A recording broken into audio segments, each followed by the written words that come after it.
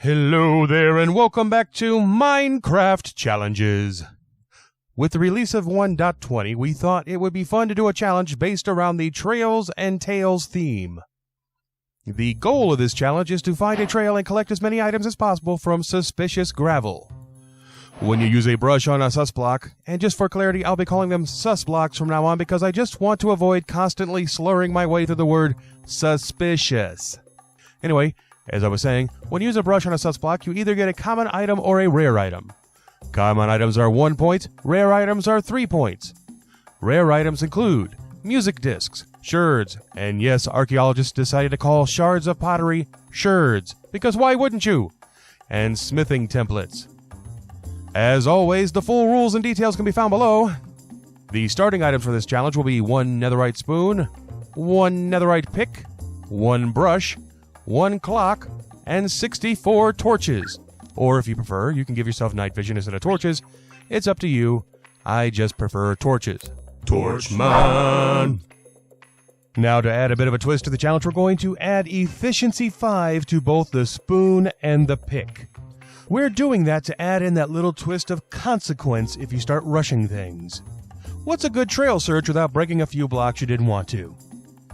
In case you didn't know, any sus block broken this way will not contain items. Also, any sus block that falls due to gravity will break any items they might have otherwise contained.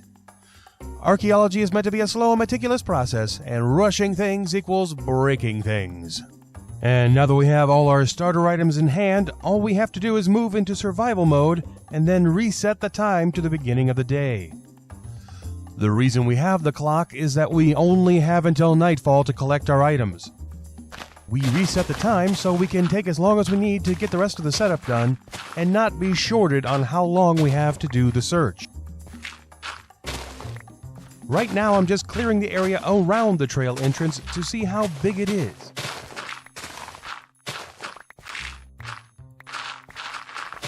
Oh, there's a sus block now. If you look closely, there's a slightly darker patch at the center of the gravel block that regular gravel doesn't have. All we do is brush it and see what kind of prize waits inside. That one held a brown candle. One thing about whoever this ancient civilization was, they are rumored to love their candles. And here's a second sus block. And what does it hold? Ah, yes, a green candle. Before this day is over, we're going to have to open up a candle store and... that awful sound was me breaking a sus block without brushing it. I have a feeling it won't be my last broken block. Ah, we found a third block. Now, if you're unfamiliar with trails and how they're structured, I'll include a link to one of XisumaVoid's videos where he shows what the ruins look like when they're exposed to open air. The main takeaway from the video is trails start off with a portion that goes down into the ground and then branches off in at least one direction. When you start seeing cobblestone, it's a good indication you found the bottom and you should start working on one of the side walls. Now that's more like it. We finally got our first non-candle. That was a smithing template which will get us 3 points at the end of the challenge. And a wooden hoe will get us 1 point. And that'll get us 0 points. And while we're talking about scoring, at first glance it may seem a little daunting to try and figure out which items get points and what points they get. But it's actually a lot more simple than it might seem. You have to remember that sus blocks drop items and not blocks. In fact, the only item in your inventory that doesn't score points will be the flint that came from the gravel. So blocks score nothing, flint scores nothing. Everything else should have come from sus blocks, so 3 points for every music disc, template, and sherd. And every other item, not counting your starting items, scores 1 point each. It's pretty simple. And speaking of sherds, we just got our first one. My one very minor complaint about how the brushing process works is sometimes it's very hard to see what items you picked up without opening your inventory. On that last one, even though I zoomed in, it was kind of hard to tell what it was. I really wish the items wouldn't come out sideways like they do so you could see what you're getting. Like I said, it's a minor thing. I just think it would be better if you could see what the items were. Huh. Well, remember that thing I was just saying about sus blocks don't drop blocks? Somehow an entire block of clay was hiding out inside that block of gravel. Yeah. So, we'll file that one under never ever ever ever ever trust the wiki to get things 100% right. Hopefully that will be the only block that you can get out of a block of gravel, but I guess we'll just have to keep our eyes peeled for any more exceptions to the rule. Clay blocks that come from sus blocks will get you 1 point. And now that I've just broken the third sus block of this run, I'm starting to realize just how easy it's going to be to break... just how easy it's going to be to break sus blocks I can't even see. I mean, I'm already breaking really obvious blocks, but now I'm deep enough into the trail ruin to have stacks of gravel in the walls. If the sus block is on top of the stack, I won't see it and break it when I break one of the blocks below it. I hadn't really thought about that before digging down to the bottom. All I can do now is try and take my time and keep the mighty magic spoon under control. Okay, big money, big money, big money, big money, big money. Oh, dead bush. Now, this challenge aside, although I do like the addition of archaeology and the trail ruins to Minecraft, one thing that struck me as I was doing test runs for this challenge, and just to be clear, as a sort of behind-the-scenes thing, all these challenges need to be tested out at least once or twice just to make sure we didn't overlook something in the basic setup of the challenge.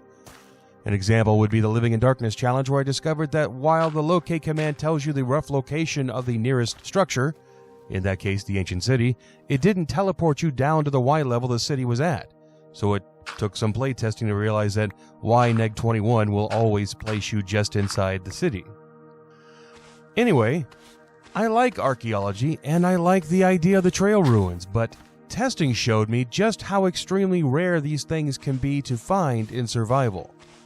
Since most entrances only have a couple of blocks exposed to the air and those can easily be covered up by trees, it can really make them difficult to find through exploration, even with an elytra.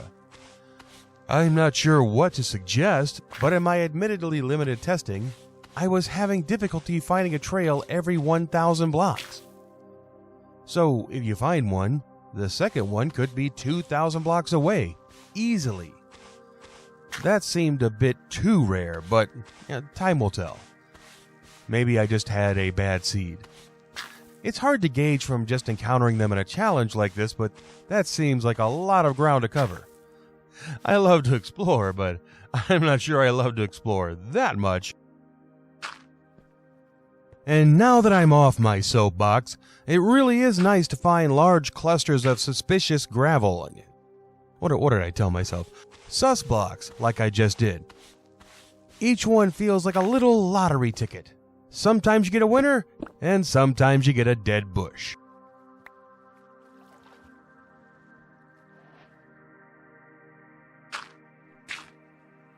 I can't be sure, but either I ran into the smallest little trail here, or it looks like an underwater cave may have generated over the trail.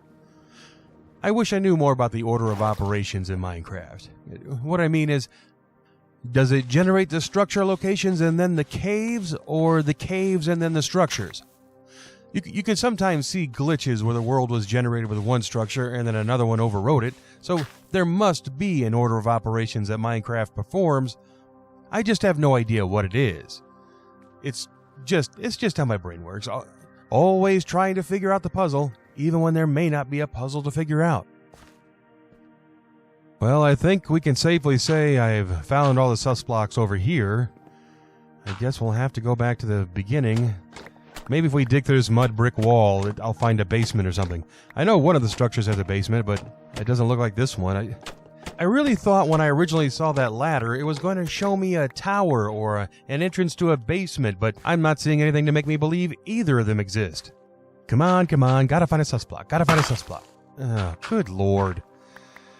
Pay attention, Gragore. You know, it's I don't feel bad when I break a sus block that's hidden up in the ceiling, but when it's right out in the open in a brightly lit area, That's just frustrating. Anyway, there's got to be more sus blocks in here. Come on. These structures can go on for a very long time, and I've found 2 rooms is what it looks like. Maybe 3. Found the entrance, which is the downward area where you come in. But, oh, good lord. You know, I said I don't feel bad about breaking the ones up in the ceiling, but, that was a lie. Let's see what this one is. Oh, good. More candles for the candle shop. Ah, looks like we have another Sherd on our hands. That'll be a nice addition to the point total. Oh, let's see how many more we can get. I know we're running close on the time here. Oh, see, candle. Oh, but the clock ran out. Oh, well. Let's get this lit up and see what we have. So I've organized all the items by common and rare. We found 2 brown candles, 1 red, 2 green, a hanging sign, 2 purple, but I can't count one of those because time did run out, a wooden hoe, 2 wheat, 2 glass panes. We don't count the terracotta, but we do count the 3 clay blocks, the dead bush, and the blue dye. That's a total of 17 points from common items. Now down at the bottom we have 3 sherds and 3 templates for a total of 6 rare items or 18 more points. 18 plus 17 is 35, so our score for this run is 35 points. I'm sure that'll be an easy score to beat, but this was my first official attempt at it. I'll be trying again soon. So that was the Sherd We Stay or Sherd We Go challenge, a name that only makes sense because I like to say Sherd. If you enjoyed the video or like a good challenge, be sure to give it a try. I'll definitely be trying to improve my score from here. It may not seem like the most exciting of challenges, but I can tell you the time just flew by. But until next time, I have been Gragore, and this has been Minecraft Challenges. Wherever you are, whatever you're doing, always try and find a way to make it fun. See ya!